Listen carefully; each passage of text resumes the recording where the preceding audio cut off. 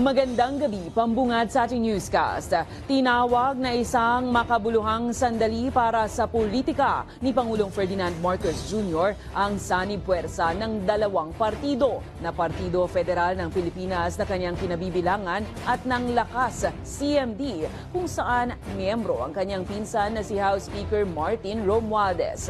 Nais din ni PBBM na muling mabuo ang UNITEAM habang nasa proseso naman nila sila ng pagkumpleto sa hanay ng mga senador na ihaharap nila sa paparating na halalan sa 2025. May balitang A to Z si Kim Salinas.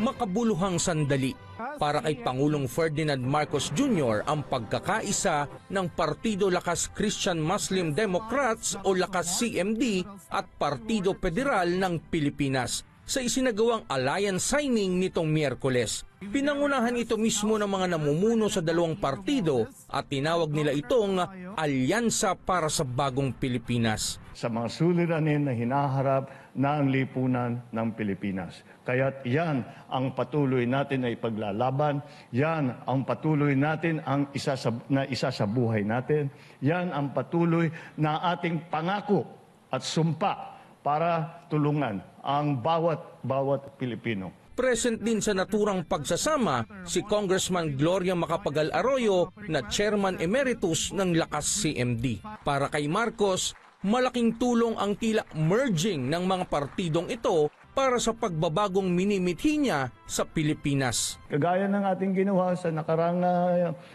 halalan, ay bubuhin uli natin at formalize uli natin ang UNITEAM para naman pagka humaharap tayo sa ating mga kinabukasan, malalaman natin na tayo ay sabay-sabay, na nagtutulungan, tayo ay sabay-sabay, na kabalikat sa ating layunin na pagandahin ang Pilipinas, pagandahin ang buhay ng bawat Pilipino.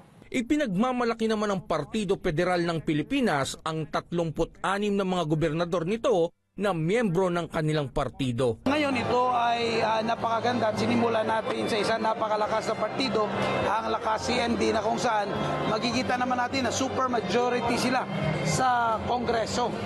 Super majority at ang Partido Federal ng Pilipinas naman ay super majority naman tayo sa mga local chief executives dahil 45% ng mga gobernador ay kasama na sa Partido Federal ng Pilipinas. Starting to see the mobilization of the different political factions and of course the unity